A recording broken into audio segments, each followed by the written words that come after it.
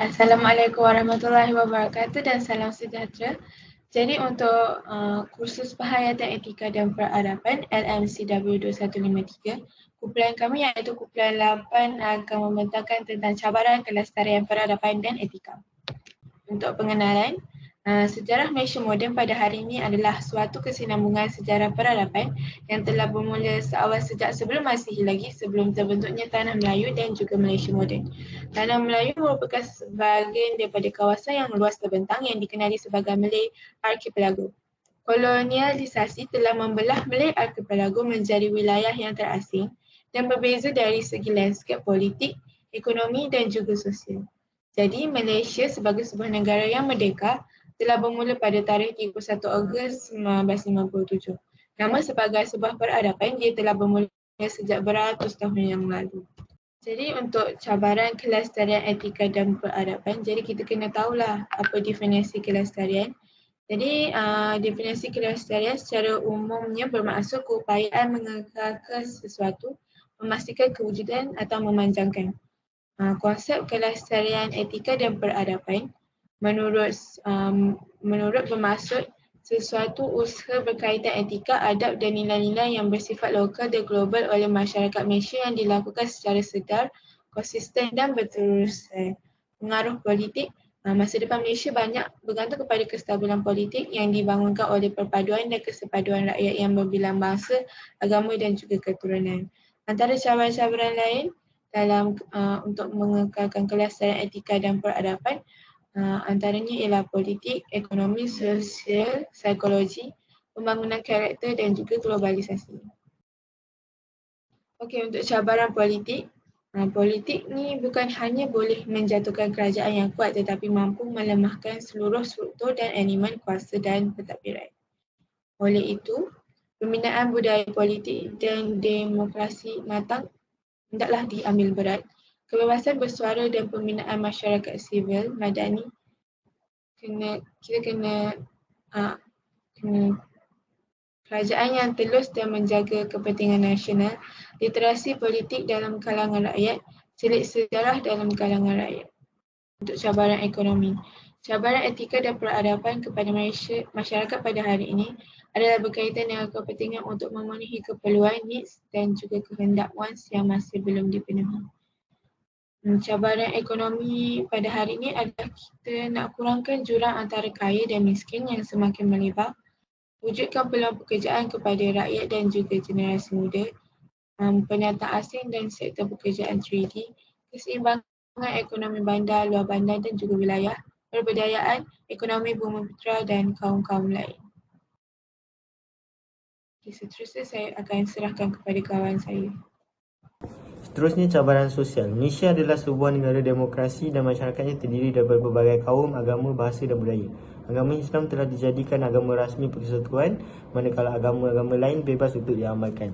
Isu cabaran-cabaran tersebut ialah isu-isu berkaitan integriti di pelbagai sektor awam dan swasta, pengukuhan perpaduan antara etnik dan integriti nasional, bahasa Melayu sebagai bahasa ilmu dan pemersatu rakyat, penyebaran budaya barat dan masalah sosial, berbagai isu jenayah dan jurubana.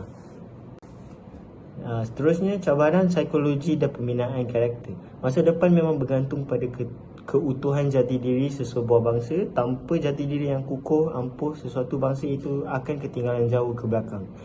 Antara cabarannya ialah pembinaan jati diri bangsa Malaysia, mengurangkan stereotip, prejudis, etnosentrisme dan bias antara kaum, meningkatkan semangat kesatuan dalam kepelbagaian, budaya dan nilai bersama yang boleh dikongsi, minda kelas pertama lawan minda kelas ketiga dan keutuhan moral dan integriti.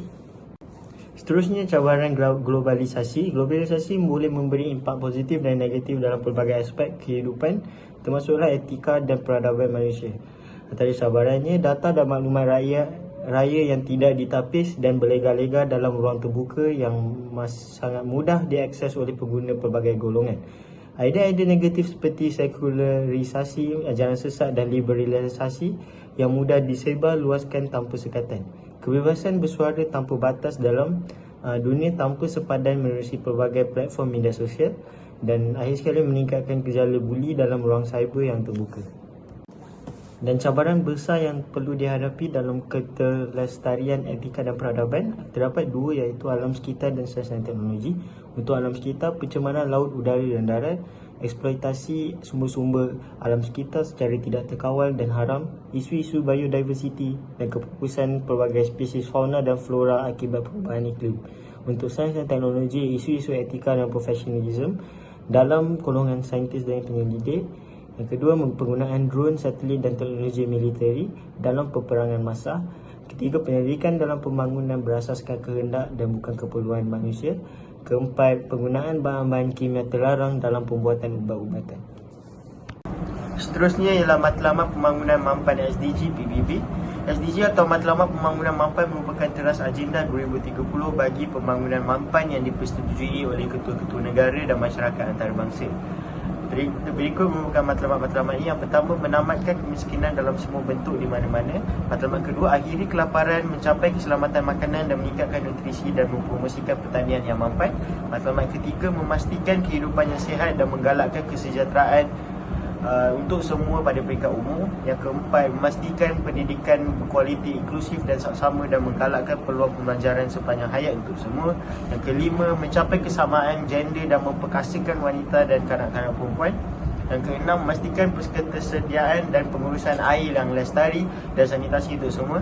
Yang ketujuh, memastikan akses kepada tenaga yang mampu dimiliki, boleh dipercayai, mampan dan moden untuk semua. Yang ke-8, menggalakkan pertumbuhan yang mampan, inklusif dan mampan ekonomi, guna tenaga penuh dan produktif dan kerja yang bersesuaian untuk semua. Seterusnya, matlamat ke-9, membina infrastruktur daya tahan, menggalakkan perindustrian inklusif dan mampan dan menggalakkan inovasi. Yang ke-10, mengurangkan ketidaksamaan dalam kalangan negara-negara. Yang ke-11, menjadikan bandar dan penempatan manusia inklusif, selamat, daya tahan dan mampan. Yang ke-12, memastikan penggunaan dan corak pengeluaran mampan.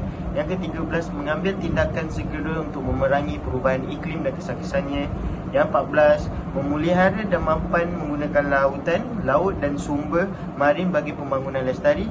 Matlamat ke-15, melindungi, memulihkan dan menggalakkan penggunaan lestari ekosistem daratan, mampan pengurusan hutan dan menghentikan dan membalikkan kemusnahan tanah dan menghentikan kehilangan biodiversiti. Yang ke-16, menggalakkan masyarakat aman dan inklusif untuk pembangunan mampan, menyediakan akses kepada keadilan dan untuk semua dan membina institusi berkesan, dapat dipertanggungjawabkan dan inklusif di semua peringkat. Dan akhir sekali, matlamat 17, mengukuhkan cara-cara pelaksanaan. Strategi dan langkah keterlestarian etika dan peradaban. Sejak tanah Melayu mencapai kemerdekaan, Malaysia telah menjadi sebuah negara moderat yang membangun sejajar dengan negara China, Brazil, Thailand dan seumpamanya. Malaysia telah banyak mengecapi kejayaan dalam ekonomi, politik dan sosial. Pelbagai dasar dan inisiatif telah diperkenal untuk memajukan pembangunan fizikal dan bukan fizikal. Oleh itu, Malaysia memerlukan strategi dan langkah yang lebih lestari dalam membangunkan etika dan membina peradaban yang lebih komprehensif dan sukses. Pertama, membina pemikiran dan sikap yang betul. Dasar pandang Timur menjadikan Jepun dan Korea Selatan sebagai model. Pendekatan seperti kuat bekerja, menepati masa, berdisiplin dan patuh arahan dapat membentuk jati diri ke arah mentaliti kelas pertama. Pada peringkat governan, usaha yang berterusan perlu dilaksanakan oleh pemimpin bagi mengurangkan salah guna kuasa, rasuah dan ketidakcekapan dalam penyampaian dasar awam. Kedua, meluhurkan budaya ilmu, nilai-nilai moral, akhlak dan integriti. Setiap pihak harus menjalankan tanggungjawab membelai dan menjiwai watak insan yang suka dan cenderung kepada nilai-nilai keilmuan. Kerajaan perlu menyediakan prasarana pembelajaran dan latihan, menyuntik ratusan juta ringgit untuk latihan guru, pensyarah dan teknokrat. Suka membaca bahan-bahan bacaan berkualiti dan memiliki nilai ilmu di dalamnya. Penting juga bagi kita melahirkan generasi dan model insan yang sentiasa ingin mengetahui dan bertanya tentang sesuatu. Ketiga, keazaman politik, pemartabatan etika dan peradaban. Kestabilan, perpaduan dan keadilan sosial sesebuah negara bergantung pada kewibawaan seorang pemimpin. Kepimpinan yang tidak beramanah akan mencetuskan ketidakstabilan ekonomi, politik dan sosial, lalu rakyat akan hilang kepercayaan terhadap pemimpin. Kemunculan konsep Malaysia Baharu selepas 9 Mei 2018 iaitu sebuah tadbir urus yang beretika, berintegriti dan berkesan, bertujuan untuk mengembalikan kepercayaan rakyat terhadap kerajaan. Bagi membersihkan nama Malaysia sebagai sebuah negara kleptokrasi, sebanyak 17 inisiatif berkaitan etika masyarakat awam, penjawat awam dan ahli politik telah diperkenalkan oleh Kerajaan Pakatan Harapan dalam masa setahun. Berikutnya adalah mengenai keterlestarian etika dan peradaban menerusi kebudayaan kebangsaan. Terdapat satu dasar berdasarkan skop Malaysia yang menjadi sumber kekuatan kemakmuran rakyat, dipanggil Dasar Kebudayaan Kebangsaan. Dasar ini boleh diterangkan sebagai pakaian yang menunjukkan norma, identiti, nilai dan wajah nasional seseorang warga negara, dan ia amat penting untuk membina rakyat yang mempunyai watak dan jati diri. Berdasarkan rujukan yang dibuat, bahasa Melayu dijadikan asas kepada identiti bersama yang dikuatkuasakan semasa pemerintahan Majlis Gerakan Negara pada 1969 sehingga 1970. Namun, peranan bahasa Melayu dalam membangunkan peradaban ditentang oleh pejuang-pejuang bahasa Melayu, dan krisis keyakinan terhadap bahasa kebangsaan masih berlaku sehingga kini, walaupun kebanyakan negara telah membuktikan bahasa ibunda dapat membina perpaduan dan peradaban. Seterusnya kita berlangsung kepada kesepaduan nasional, sosial. Hal ini bertujuan membina kesepaduan, perpaduan dan integrasi antara masyarakat. Selain itu, untuk membincangkan isu perpaduan dan integrasi nasional, dan akhir sekali supaya kesepaduan, perpaduan dan integrasi masyarakat dapat dikukuhkan. Antara kebaikan dasar ini adalah tidak akan berlaku konflik antara orang tempatan dan orang luar, justru dapat hidup dalam keadaan harmoni. Di samping itu, dapat membina satu bangsa dan negara sebagaimana pandangan Syamsul Amri, iaitu unity is uniformity. Jadi berdasarkan dasar ini, Malaysia harus berasaskan formula kepelbagaian dalam kesatuan. Masyarakat juga harus bersikap positif, berlapang dada menerima perbezaan dengan orang luar sebagai aset kekuatan, kekayaan dan kreativiti dan dinamika kemajuan. Seterusnya, saya serahkan kepada pembentang seterusnya untuk membentangkan penghayatan rukun negara dan falsafah pembangunan negara. Assalamualaikum warahmatullahi wabarakatuh. Nama saya Muhammad Fadil Amzah dan saya akan menyambungkan bahagian penghayatan rukun negara dan falsafah pembangunan negara. Seperti kita ketahui bahawa kita ada 5 rukun negara, iaitu kepercayaan kepada Tuhan, kesetiaan kepada raja dan negara, keluhuran perlembagaan, kedaulatan undang-undang, kesopanan dan kesusilaan. Falsafah pembangunan merujuk kepada keseluruhan daripada apa yang diwartakan dalam perlembagaan persekutuan. Falsafah pendidikan negara iaitu untuk melahirkan manusia yang seimbang dari segi jasmani, rohani, emosi dan intelektual. Ilmuwan barat merumuskan bahawa pembangunan dan kemajuan manusia merujuk dari 4 perkara, iaitu kebebasan, keadilan, akhlak dan kebahagiaan. Seterusnya, peranan agama dan sistem kepercayaan. Dalam perspektif perkembangan peradaban, manusia yang mempunyai kepercayaan beragama mempunyai sumbangan yang besar terhadap peradaban manusia. Agama Islam telah dijadikan agama rasmi, manakala agama-agama lain turut bebas diamalkan. Ajaran-ajaran dan nilai agama dipegang kuat serta diamalkan. Amalan agama Islam merangkumi dari segi hidup berdisiplin, rajin bekerja, semangat kejiranan, menjaga kebersihan, memupuk budaya ilmu, menerusi penyelidikan, penulisan dan rajin membaca, mengembalikan maruah bangsa, berdikari, kepimpinan melalui teladan, bersih, cekap dan amanah. Kelestarian etika dan peradaban tidak mampu dipertahankan jika daya tahan masyarakat terhadap agama dan sistem kepercayaan longgar dan lemah. Pembangunan modal insan dan masyarakat minda kelas pertama. Ramai berpendapat bahawa sumber asas terpenting pada abad ke-21 ini adalah modal insan yang memiliki minda kelas pertama. Perdana Menteri kita iaitu Perdana Menteri yang kelima, Datuk Seri Abdullah Ahmad Badawi atau lebih dikenali sebagai Pak Lah, telah melancarkan pelan pembangunan modal insan. Ini merupakan asas kepada kecemerlangan generasi masa depan sebagai aset Malaysia yang paling penting. 8 teras dasar pembangunan moden insan yang dilancarkan oleh Datuk Seri Abdul Wahab Ahmad Badawi, iaitu yang pertama, menambah baik sistem penyampaian dan latihan. Yang kedua, memperkasakan sekolah kebangsaan sebagai sekolah pilihan. Yang ketiga, merapatkan jurang sekolah bandar dan luar bandar.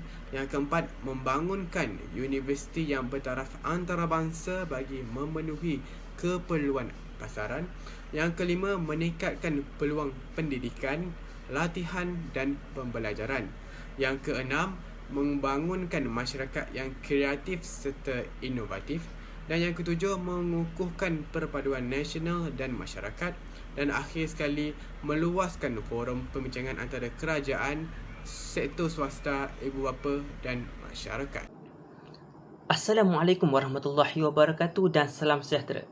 Saya Amri Firdah bin Zulkifli ingin meneruskan pembentangan kami pada hari ini. Penghayatan nilai cabaran kelestarian etika dan peradaban. Penghayatan nilai yang pertama ialah membina pemikiran dan sikap yang betul terhadap etika dan peradaban dalam kalangan masyarakat. Penghayatan nilai yang kedua pula adalah menjunjung tinggi budaya ilmu, nilai-nilai moral, akhlak dan integriti dalam kehidupan bermasyarakat dan bernegara. Seterusnya kita pergi penghayatan nilai yang ketiga ialah memiliki minda kelas pertama sebagai suatu strategi membangun sebuah negara yang progresif dan berkemajuan. Penghayatan nilai keempat pula adalah mengukuhkan kejujuran dan keazaman politik dalam mengukuhkan etika dan peradaban serta menolak nepotisme, kronisme, politik wang dan ketidakadilan. Kita pergi ke penghayatan nilai kelima pula adalah menjadi bangsa Malaysia yang berjiwa merdeka, yakin tentang kemampuan sendiri dan setaraf dengan bangsa-bangsa lain di dunia. Seterusnya kita akan pergi ke penghayatan nilai yang terakhir. Penghayatan nilai yang terakhir yang dapat kami kupaskan di sini adalah memertabat dan menghayati kelima-lima prinsip rukun negara sebagai tulang belakang membina sebuah negara beretika dan peradaban. Akhir sekali ialah kesimpulan yang dapat dibuat berkaitan cabaran kelestarian etika dan peradaban ialah kelestarian etika dan peradaban adalah sesuatu yang penting dan mesti dipertahankan. Selain daripada itu juga, kelestarian Malaysia banyak bergantung kepada akar dan tradisi yang telah terbina sejak ratusan tahun yang lalu. Di samping itu juga, Malaysia memiliki ramuan dan keunikan yang tersendiri ke arah itu. Dengan formula yang betul, kepimpinan yang berintegriti dan rakyat yang bijaksana akan mampu merealisasikan cita-cita dan matlamat murni ini. Sekian sahaja daripada saya. Sekian, terima kasih.